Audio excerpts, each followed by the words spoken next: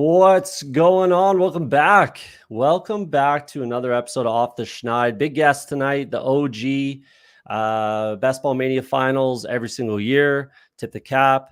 OG winner, the first BBM winner, Justin Herzig. How are you, man? Appreciate you coming on. I'm doing well. Appreciate the invite. And hey, we are thick in the thick of best ball drafting summer. And we only have a few weeks left. I literally have like my Excel spreadsheet telling me how many drafts I need to do each day, not to get caught behind for busy season. I heard that and saw that on the Fantasy Sanctuary earlier tonight, so I don't want to keep you too long. I know you got a lot of drafts to do. I'm imagining.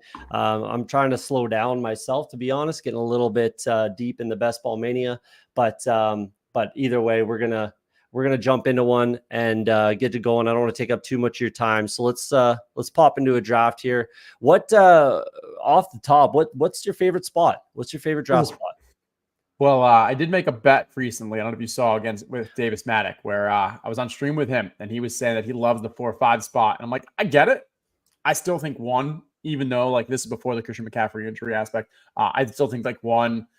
The gap between Christian McCaffrey and the next player, like as the draft goes on, the gap diminishes. And so at the top of the draft, it's the most differential. And so you have the biggest edge. I think this year specifically as well, the wide receivers going at the early third are not that much different than the receivers going at the early second. So not only are you getting like 2 of those wide receivers that are similar to what they're getting in the second, plus a Christian McCaffrey or CeeDee Lamb at the beginning.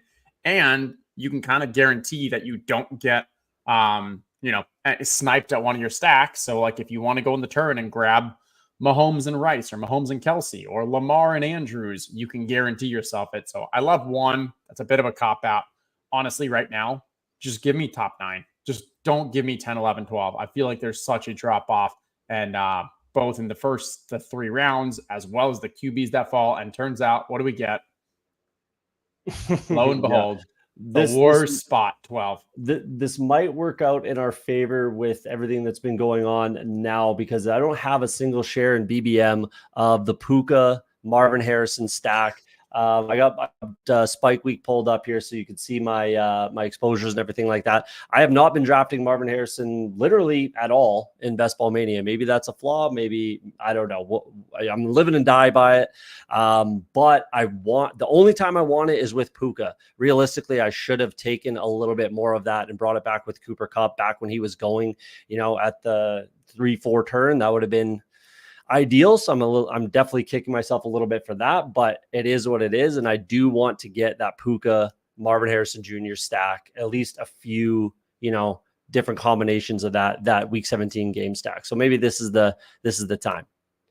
Yeah, I agree. That's how I've been playing it right now. Is that feels like it gives you a little like relief if you can get that, because it, majority of the time, like Puka was going in that 8 spot. And then give or take 1 as well. So like rarely would Marvin fall back to you at that 8 or 9. So if you can get it now, that gives me a little confidence.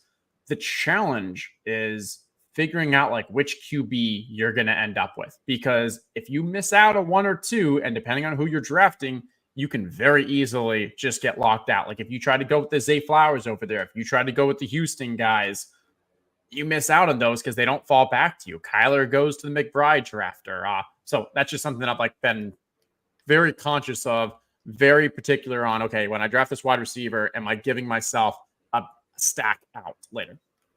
Yeah, I was thinking even at times, like, again, you want to mix it up. Obviously, you want to get different combinations, but you can reach at the 36, 37, the 3-4 turn on a KC stack, and then maybe kind of work it out that way and change it up and not have one of the quarterbacks. I mean, preferably for me, it would probably be Kyler. But I definitely don't mind the Matt Stafford there as well. You can get a late Colby Parkinson. I don't mind taking, 16th, 17th round, 18th round Colby Parkinson. Again, I know you guys talked about that earlier tonight, and I absolutely agree on that.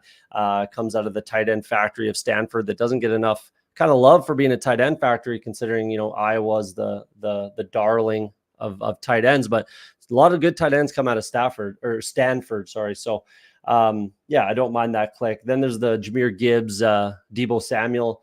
Started doing that about a month ago, and now it's kind of the new. So, and there we go, Nakua goes. So we don't get it, but Yeah, that's going to be my luck. I don't think I'm going to get a single stack of it. But what are you thinking here? A lot of times I do Gibbs, Debo, and just, maximize that game. It's one I'm certainly focusing on. Obviously, you can see my Debo exposure, but what are your thoughts? Yeah, I'd probably go with. I'm okay with whatever you want here. It's just so ugly. I agree. So It's so ugly. Debo, or do you Yeah. want to switch it up? I don't mind switching up because I have too much of that, if I'm being If you honest. do that a bunch, let's not do it. I do think it's overdrafting Debo a little. Let's go with Drake London, because you can also get like the Kyle Pitts at like the 60 and set yourself up for like that Kirk Cousins later on. You can just tell, like, I just have such like I feel like PTSD from so many pick 12s where it just really gets ugly. And so the hope in my mind right now is like what I'm hoping for at the 36-37 is that Michael Pittman falls to us, because it then gives you a pretty good shot at getting the Anthony Richardson setup. And I think Michael Pittman, his value is increasing as the Josh Downs injury happens. So like that's a decent one. Otherwise, the Mahomes Kelsey. I think that what's Mahomes Kelsey by week? Are they 6, 5 or 6? 6 sounds right. 6 sounds right. Yep, by week 6. Okay. And then London, I believe, is 12. So like you could do both those, and draft capital wise, Mahomes and then Cousins later on. That feels like a pretty good QB room. I don't think you can go wrong with these first two. I think it's the pick 36-37. You got to be really conscientious of like what you're trying to build. Yeah, I definitely would agree with that. I've seen Anthony Richardson fall a lot lately, which is really kind of strange. I've gotten him. I'm in a couple slows. I did a draft last night, I believe. I got him in the, mid 60s, 66, 67, right around there. And I thought that was pretty awesome value, especially at this point in the draft season. I had thought that he would continue to rise, but I don't think it would be Josh Downs being the reason that Anthony Richardson would start to fall, the injury I'm talking about. But I've seen him slip into the 60s quite frequently. And maybe that's people just getting a little bit more unique, not drafting him with Michael Pittman. I'm not really sure. I don't know if you've seen that as well in the streets, but I think it's more of the decreasing emphasis on stacks by people that are entering the lobbies now. Historically, people want to stack, you understand. I think if you have Pittman, I think Anthony Richardson is probably one of the most important stack partners that you could have, because if Pittman has a huge day, the way that Anthony Richardson gets points, he's also having a huge day. But as our lobbies are being filled more with people who stacking is just not a priority, then whoever drafts Michael Pittman, if he doesn't know what stacking is, if he doesn't prioritize stacking, he falls. And then, yes, you can very much take Anthony Richardson without Pittman, but it's not as much of like I need to have him. And I think that's where it just gets a little kind of the pressure falls off if the Pittman drafter hasn't taken him. Which is kind of the other odd part about him falling, because it is easy to backstack Anthony Richardson without Pittman. So I just think it's pretty wild that Anthony Richardson is falling in drafts when you see a guy like Kyler. Kyler's been steadily rising throughout the draft season, especially lately, and people take him naked all the time, which is again with the Marvin Harrison talk and Trey McBride, all that. So you can't necessarily, certainly not as easily, and not as quality pieces backstack Kyler Murray, at least in my opinion, you can with Anthony Richardson. Yeah, and I think the fighting for the Kyler also draws up his ADP, because Marvin Harrison drafter knows the chance of, if he doesn't take him at that 60-61, the chance of him getting back to him is very slim, because the McBride drafter is probably going to get him at the beginning of the 7th or so. And so I think that is when you have two kind of drafters at different parts of the draft fighting for it, it does drag the ADP up a little. Pittman, there's no fighting. It's just one, or it falls a little. Joe Burrow's kind of been pinballing in that sort of area as well, with the Jamar Chase and T. Higgins drafters. His ADP is kind of risen. I've seen him go in the hundreds up to 76, kind of anywhere in between. So, and that's a guy that I like to pick naked, as it appears, and then backstack Chase Brown, Mike Gesicki, Andre Isovis, whatever. But what are you thinking here as it gets close to our pick?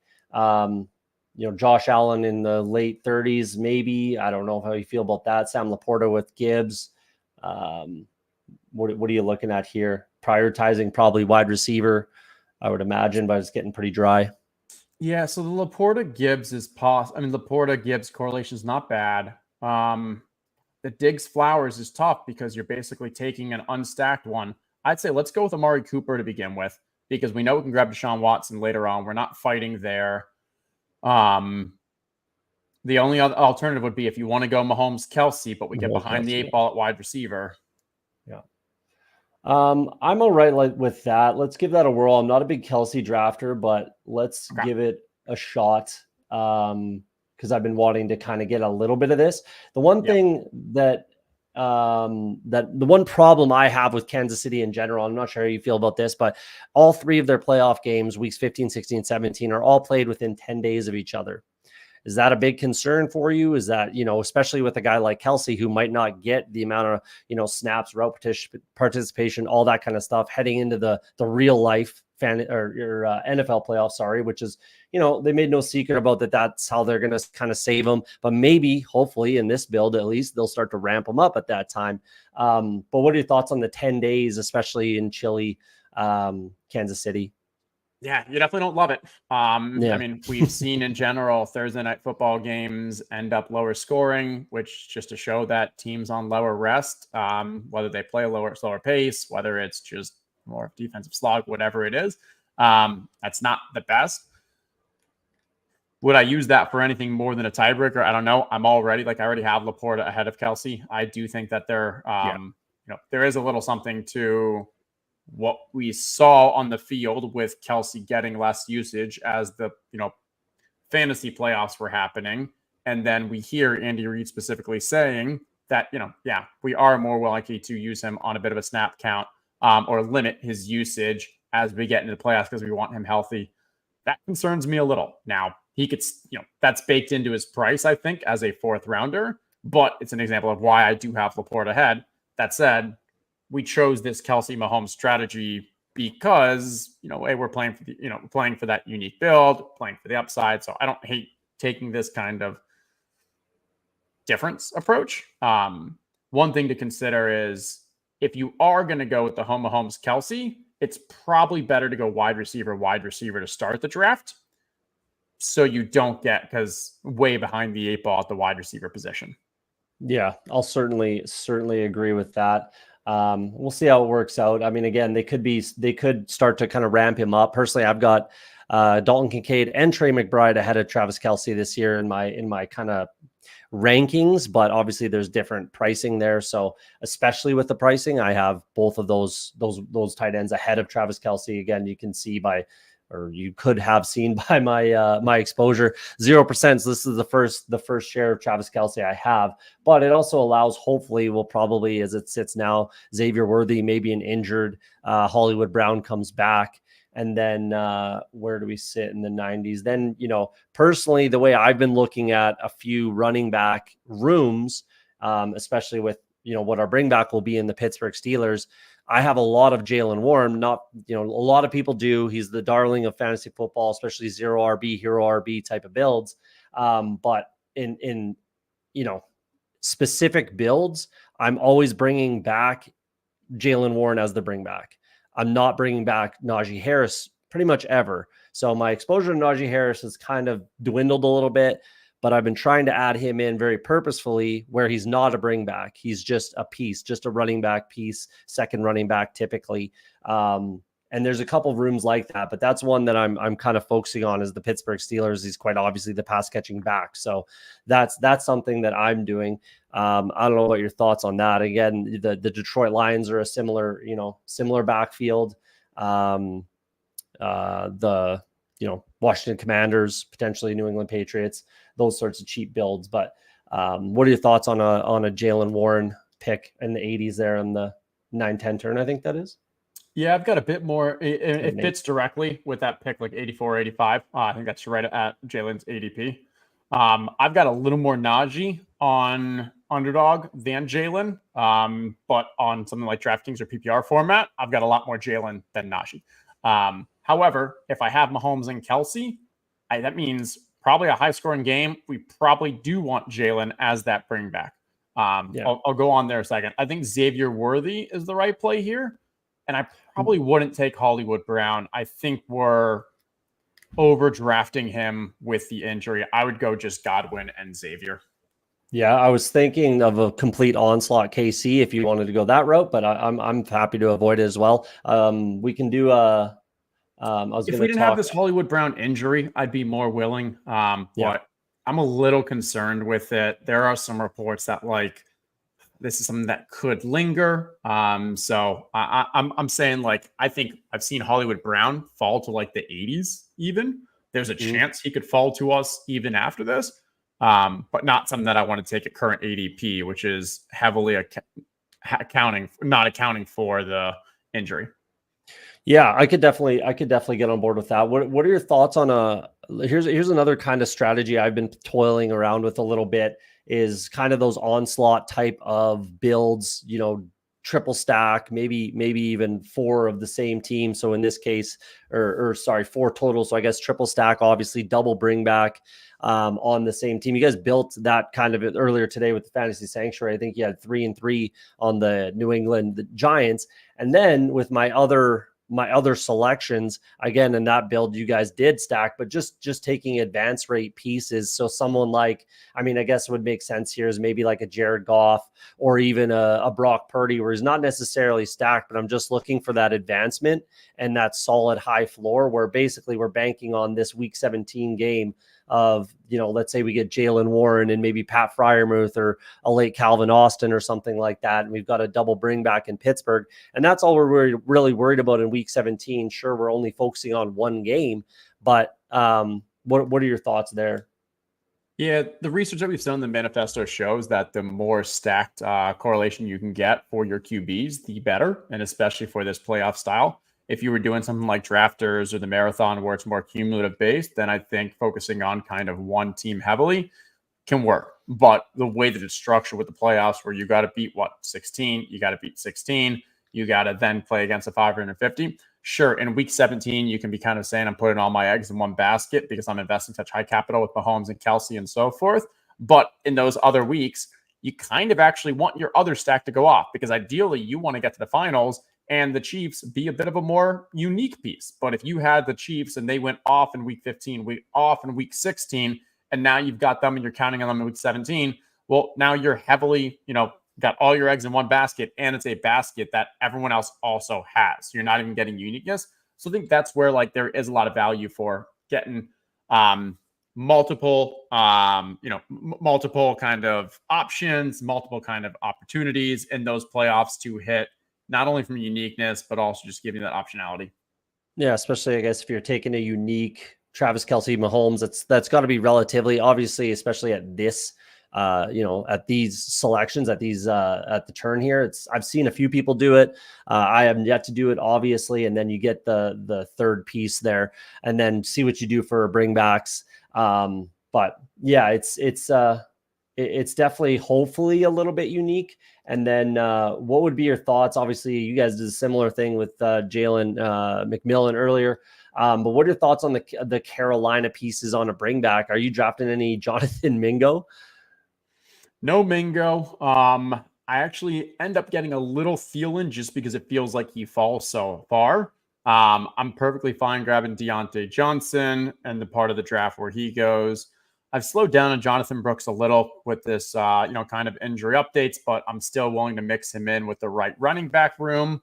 And I mean, why I like Chris Godwin as well is just from a player standpoint, it does sound like he's going to be playing a lot more in the slot. Even, last weekend we saw Trey and Jalen McMillan playing outside. So it does seem like they're kind of doing a bit of a tryout for who can actually play that outside role alongside Mike Evans with Godwin in the slot. So Godwin has thrived in the slot before. So individually love that. And then also if we draft Mahomes, someone like Baker Mayfield for Chris Godwin, that's the right level of draft capital I'm looking for. So now we have more options with the Kirk Cousins, with Baker Mayfield. Because I'd rather not go Jared Goff with this team. Jared Goff is a little too expensive for what I want to stack with Patrick Mahomes, particularly when all I have is his pass catching running back. Yeah, especially if we did reach a little bit on on Patrick Mahomes. If we got a falling Patrick Mahomes, maybe it could be a little bit different. So yeah, I definitely see that. I definitely hear the point there. What are your thoughts? Obviously, I think Jaylen Warren's a quality piece here. Maybe we could go Najee, and then probably a wide receiver, I'd imagine. Yeah. Agreed with Jaylen. And then my lean would be Addison. Yeah, I would agree with that. Do you think there's do you think there's a suspension coming? All right. So we early on, we were kind of baking in a more likelihood of the suspension, something around like a two to 2.5 games of expected suspension games. Now it's pretty clearly it's either going to be 0 or 3 based off the, just that's how it works. But we're gaining more confidence or more likelihood that this suspension may happen next year. And so now we've dropped down to, I think, about a 1 to 1 and change expectation of suspended games for him. And so like, I'm willing to kind of buy a little of the dip for the Jordan Addison right now. So I think it's possible. I think it's possible. There's no suspension at all if it comes out, clear as day that it's not alcohol related. Obviously the issue a couple years ago was alcohol related. We get that. If this year, because I heard rumblings, I'm not sure 100%, but I heard rumblings that it might have been edibles, which are completely legal in California. It's an odd place to park your car, but illegal to drive a car under the influence of edibles. Yeah. So they can't prove that he didn't eat the, right. You know what I mean? So a good lawyer might be able to dance around that. It would more be, conduct detrimental. And like, in my opinion, that's all the NFL is going to kind of have to hang their hat on is conduct detrimental to the team, league, etc. And then punish them, especially because of the alcohol related offense a couple of years ago. So I'm potentially thinking that there's no suspension coming at all.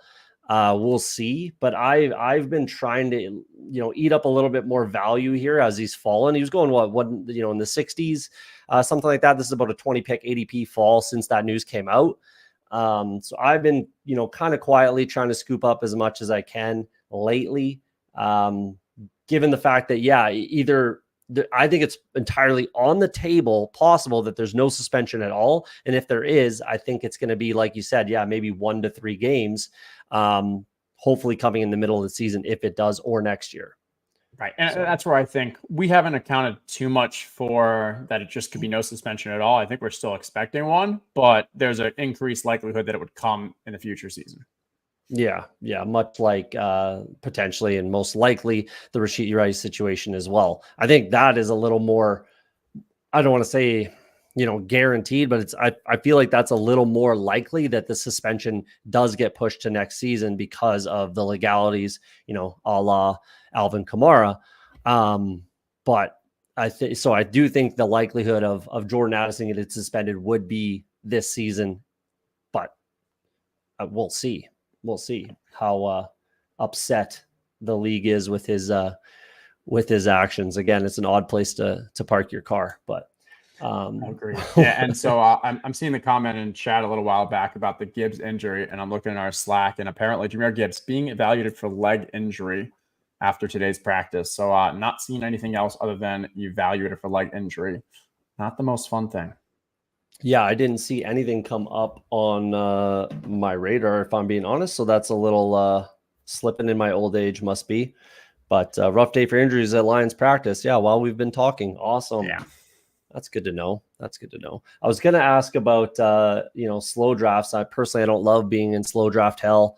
You kind of feel like you can't, I went away for this past weekend on a golf trip with buddies, missed a few picks, and poodles, not the end of the world, but missed a few picks, and I had them queued up for the most part. But either way, I don't love being in slow draft hell. Maybe I don't know if you want to talk about that as soon as we make some picks here. What are your thoughts? Obviously, we're not looking quarterback, not looking tight end, running back, wide receiver, obviously on the table. What would your thoughts be?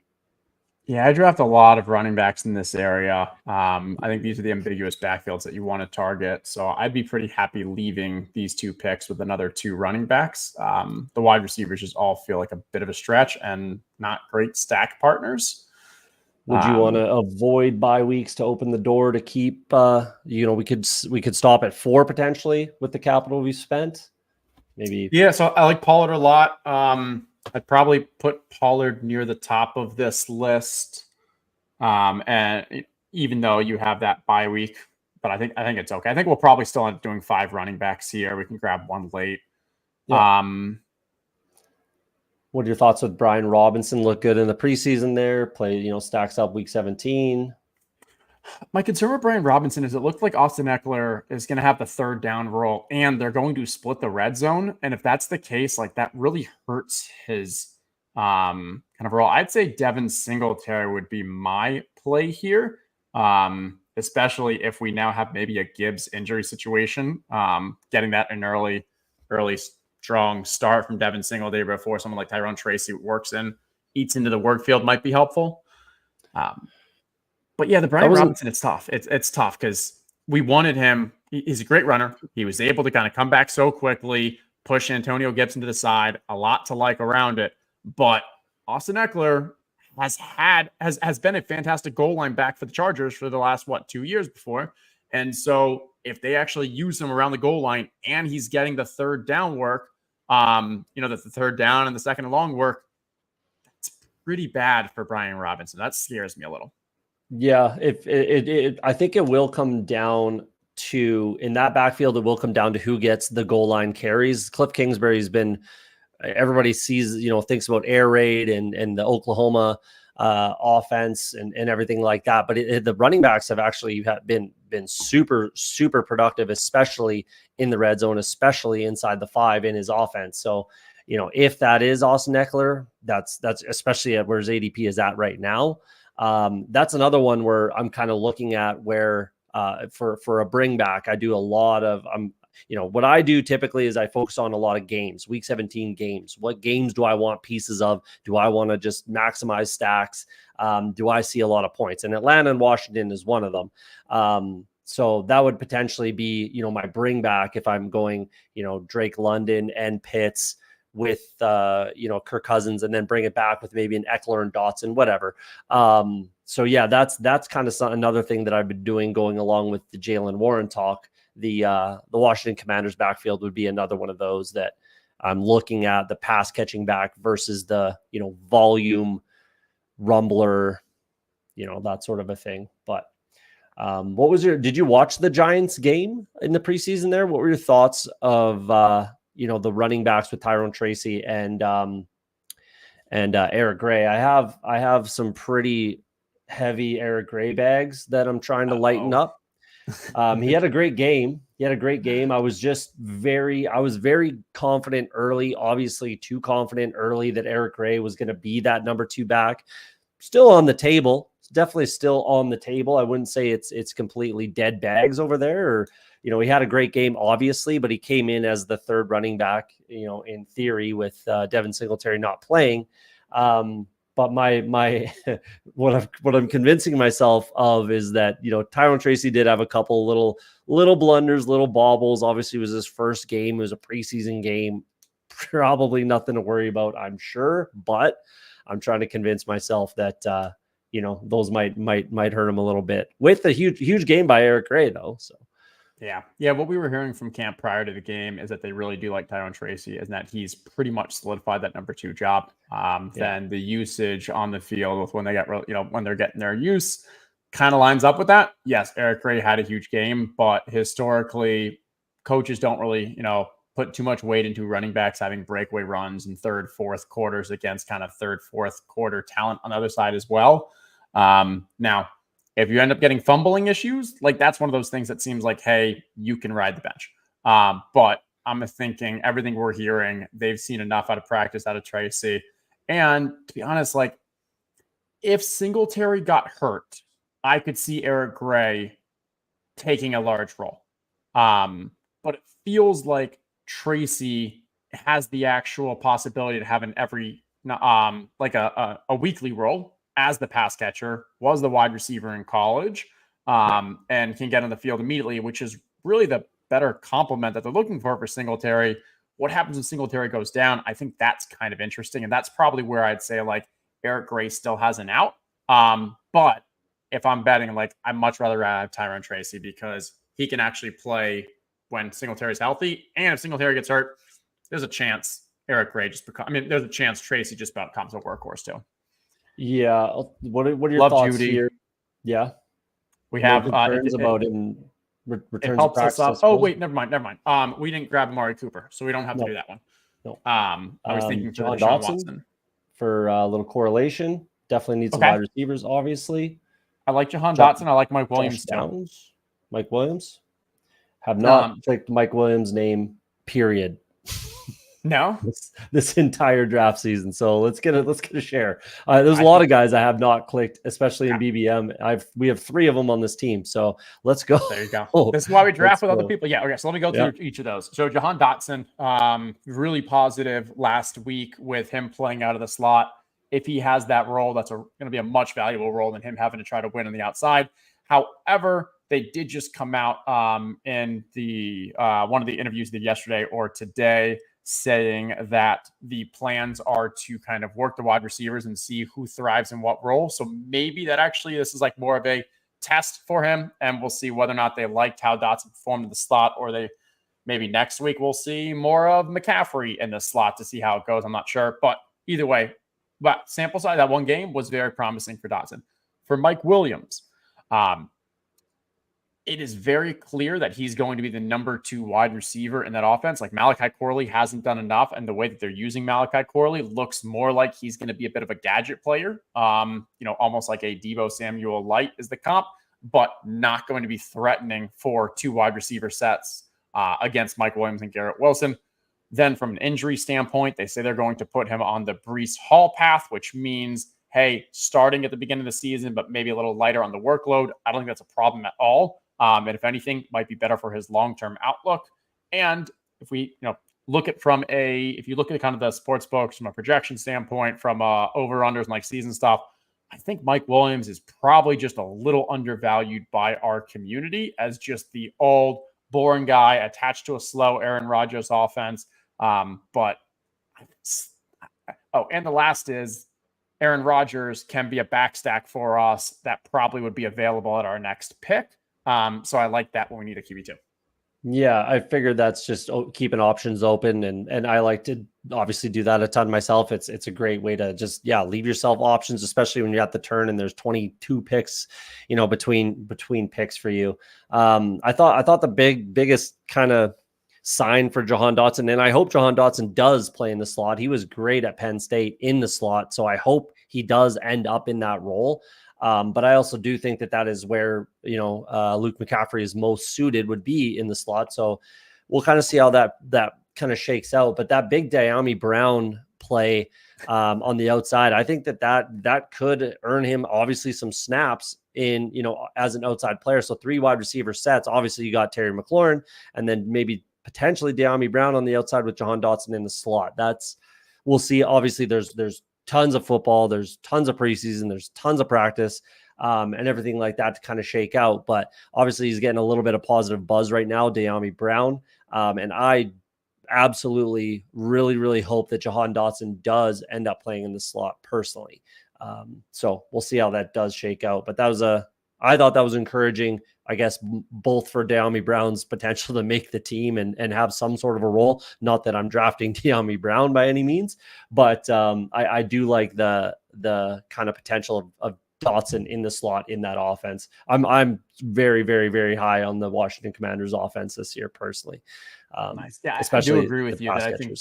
I do think it comes down to, do they have a legitimate other outside wide receiver that can play there with Terry? And because I don't think they want I think they want Dotson in the slot. I don't think they want him on the outside. That's where he struggled the past years. But if you don't have McCaffrey and Dotson in the slot, Dotson's going to be a little better because he's, better draft prospect, better talent. Better capital, has a more veteran. Okay, sure. But the gap's not that large. But if you need, to put Dotson on the outside, it's just not as good of an offense. So it comes down to Dyami Brown, which is crazy. I kind of agree. Yeah, I agree with that. But, we'll see. He's third-year wide receiver. Maybe he takes a step this year. Sam Howell was pretty He splashed terrible, a little. especially down the stretch. Yeah, he splashed a little, and he has that big play potential. And if you just need him to do Alec Pierce things, run fast in a straight line, and just open things up for everyone else, then maybe that's his role. So Alec Pierce had the most snaps in the NFL last year at the wide receiver position. That's crazy. I did not know that. There you go. So that's what I would think might work out for the Washington Commanders. Hey, Downey Brown, just run really fast down the sideline, please, and just open things up for everyone else. What are your thoughts here? It's obviously ticking down. We just lost Rodgers, which makes sense. That's the Garrett Wilson drafter. We need to start planning for who our second QB can be. We could do Baker and plan on like a Bucky Irving, Jalen. I think it's a little bit of a reach now. We got Jaleel, could go wide receiver again. Demario Douglas, I don't mind. Let's grab Demario, because if we need the Drake May, it gives us an option at least. Yep. And then I think we're all right for running back probably at this point. We can probably bring in a cheap Braylon Allen or something, but I don't mind going Baker if you're good with that. I don't want to go Baker because if we don't get Jalen or Kate, like it real. What are your thoughts on Antonio Gibson? And then it sets up the Drake May. No, I don't want Drake May by week 6. Okay, let's go Baker, and we're hoping that we get Jalen or Kate Otten. But yeah, let me just talk. Yeah, was thinking through like Drake May because we have the Mario. We could have gotten Antonio Gibson. Both those are pass catchers, obviously. But I don't like stacking Mahomes with Drake May because I'm not sure week 6 Drake's going to be starting. I agree with that. Personally, when the draft happened, I thought, if I'm a Patriots fan, I don't want to see Drake May on the field till week 14. Personally. So I just don't particularly. What's your thought? I just don't think he's particularly ready. And it's going to be a lost season anyways, regardless of anything. I know that, Patrick Mahomes obviously, played the last game, but they were a playoff team. Of course, they're not going to play him. It's a similar, I kind of see it. It's different than the Minnesota Vikings. I think as long as Sam Darnold, can continue to win football games, they're going to go as far as he kind of takes them. And then if they're ever eliminated from the playoffs or out of it or not looking good, losing too many games, whatever, JJ McCarthy is going to come in.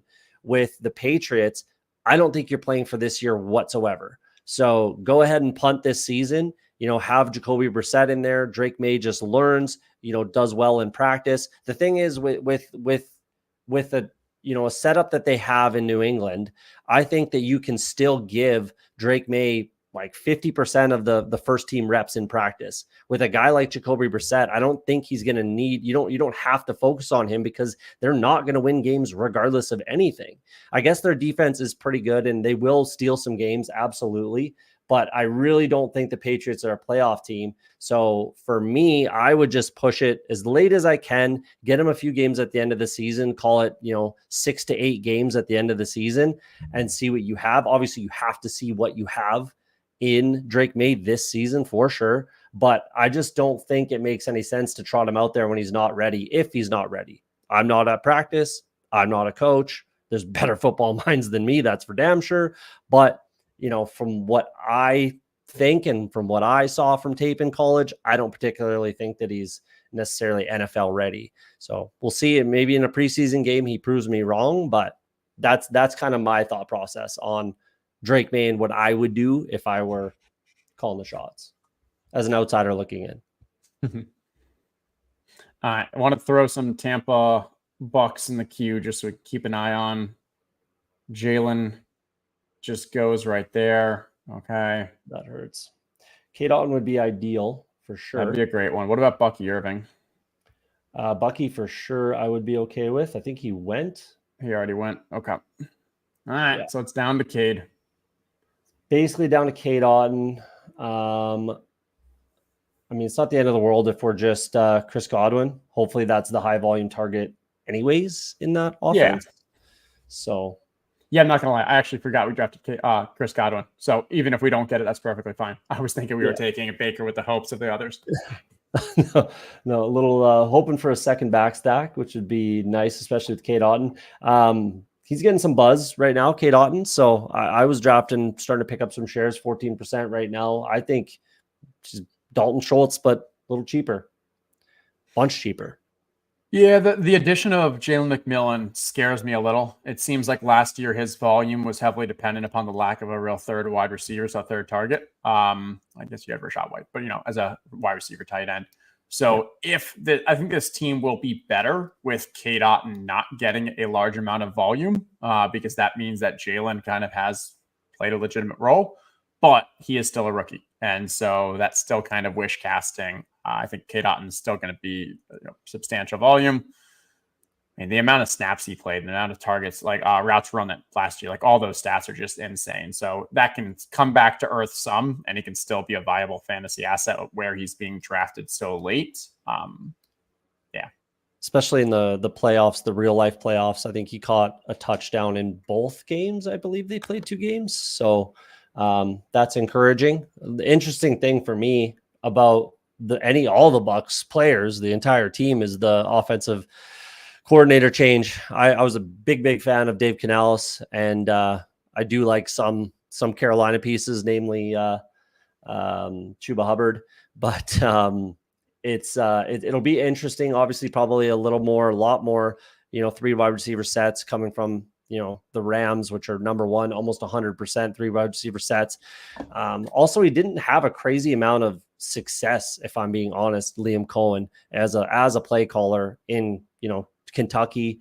Mind you, it is Kentucky, limited everything at a school like Kentucky, but and injuries in the LA kind of dealt him a tough hand, but it looks like we backed into Kate on. That's nice. And then could pick up our 5th running back, another wide receiver. What would your thoughts be there? Yeah, I kind of like Khalil Herbert at this spot. I think he's just a tier above the rest of the guys. And I put out my hot take of the year is I think Khalil Herbert could lead the Bears in carries. I think I'm overweight Khalil Herbert. I'm overweight DeAndre Swift, both of them. I don't think Roshan does much, but I think I'm just really, really bullish on the Chicago offense, and Khalil Herbert might be their best actual rusher. Just going way too late. I would agree with all that. I think, I do have a little bit of Roshan Johnson, but it's pretty concerning everything lately that's been going on. And I definitely don't mind that take, considering how much weight DeAndre Swift lost this offseason. He's down to he's down to like 205 pounds. That's not workhorse, stature. So a little bit bigger back. I think he's 5'9", 210, something like that for Khalil Herbert, but obviously a little shorter, so he's a little stockier. So yeah, I don't hate that take. I think it's entirely on the table. My kind of early hot take in the season, months ago, was that hopefully he gets cut and ends up on the Dallas Cowboys. That was what I was hoping for with Khalil Herbert, but when I was drafting him months ago, I just thought there was a lot of outs, and it's not necessarily changed. But I think it's pretty set in stone that he's going to be a Chicago Bear this year. But I do think that bringing in DeAndre Swift is more of a kind of a kill shot to Roshan Johnson than it would be to a Khalil Herbert. But a lot of football, a lot of preseason to go. So I think we're pretty much wrapped up at everything but wide receiver here. Couple wide receivers finish up the draft.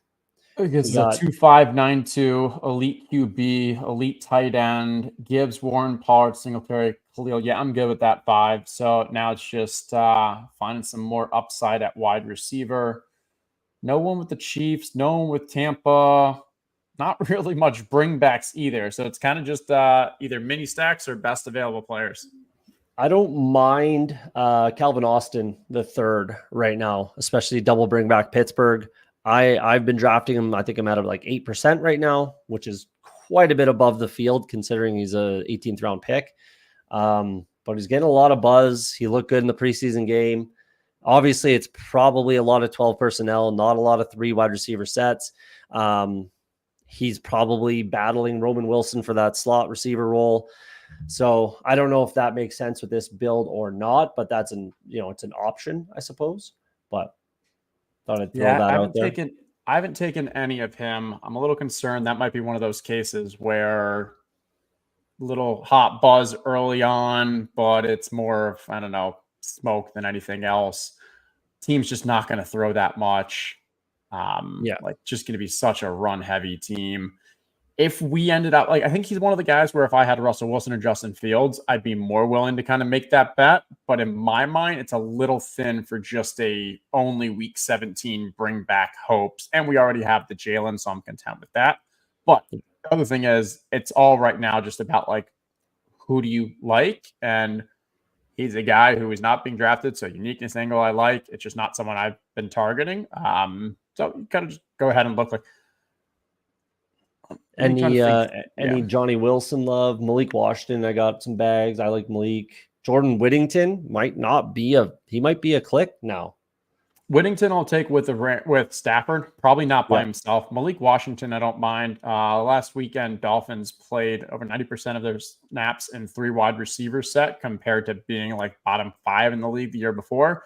That might be, kind of hinting towards that they like Malik, that if Odell gets healthy, they're going to play a 3rd wide receiver set. So I don't hate that. It is uncorrelated, so like worth considering that. Jalen Hyatt, I think, is a pretty solid pick around here. Sounds like he's going to be playing ahead of Darius Slayton. He's obviously a better in best ball type guy. I don't know how my exposure's fallen to 4%. I'm pretty high on Jalen Hyatt as well, but other tournaments obviously a little higher. But yeah, I'm definitely okay to click his name. Could scroll down. Jonathan Mingo, I've taken once probably. Josh Reynolds, Trey Tucker, A.T. Perry. I'm trying to limit my exposure personally. I was early on that one. Looks like Cedric Wilson's playing ahead of him. Josh Reynolds, Tim Patrick are also pretty decent ones. Looks like Tim Patrick played in 2 wide receiver sets. Josh Reynolds was out there as well. And so we know, we know Sean Payton with his big guys. Kendrick Bourne's not bad. Any love for Matt Collins, Parker Washington? I haven't taken any of those guys. But again, anyone, it's really, if you want to do the Calvin Austin for the correlation, go for it. If you want to go, whatever guys you want. I'd probably do Roman Wilson also actually before Calvin. I don't know. Roman Wilson things have not been great for either. I would do Roman Wilson above Calvin Austin probably. I don't mind Jalen Hyatt, Malik Washington if they're both there. I think those are both quality clicks. Let's do it. I like those two. High upside. Malik Washington had a nice carry. Return punts. His usage was pretty strong in the game. Granted, anyone's playing later in the game isn't the best, but like he's a rookie and we like the way that they use him. So and if they're playing 3 wide receiver sets, I think to be honest, I think Jalen Waddle out of the slot is the way I would go about it. He looked fantastic in that role when he was a rookie. But maybe he's progressed to the point that they want him on the outside with Tyreek, and then Malik can play in the slot because he's, in my opinion, a slot only type of a player. But I think the upside is there when he gets the ball in his hand, he turns into a running back. I like that. So definitely a little bit of exposure there. So it looks like we're finishing 2-5-9-2. Patrick Mahomes, Baker Mayfield, Jahmyr Gibbs. Hopefully the injury is nothing major at all. We got Jalen Warren, Tony Pollard, Devin Singletary, Khalil Herbert, Jake London, Chris Godwin, Xavier Worthy, Jordan Addison, Mike Williams, Jahan Dotson, Demario Douglas, Jalen Hyatt, Malik Washington, Travis Kelce, Kate Otten. I like the build. There's really not too much to complain about here. A lot of upside, a lot of deep threats, spike play type of wide receivers, I would think here. So I think we did a pretty good job. Definitely unique for me with 3 guys I have yet to click on one team. So I definitely like that. I'm going to go ahead and just name this once it's finished, I guess. Sounds good. I agree with you. I think for this, we knew we were going to be behind the 8 ball at wide receiver, the way that we kind of started. And so we had to go with a, high upside type players and quantity. So I think it kind of worked out. It's a tough build, but anything from the 12 spots, tough build. Yeah, I think we had to go with volume kind of regardless with Jordan Addison, Mike Williams, both being on the squad. I think you kind of have to go with a little bit of volume at wide receiver at the very least, 9. I would say. So definitely like the quarterback and tight end room. Double stack Tampa. Tampa's a bit of a wild card, much like they were last year, I feel like, as far as their offense. Definitely got pretty I was pretty correct on the Tampa Bay last year. I was pretty high on that offense and got a little bit lucky with that one. So we'll see how it kind of shakes out this season, but let's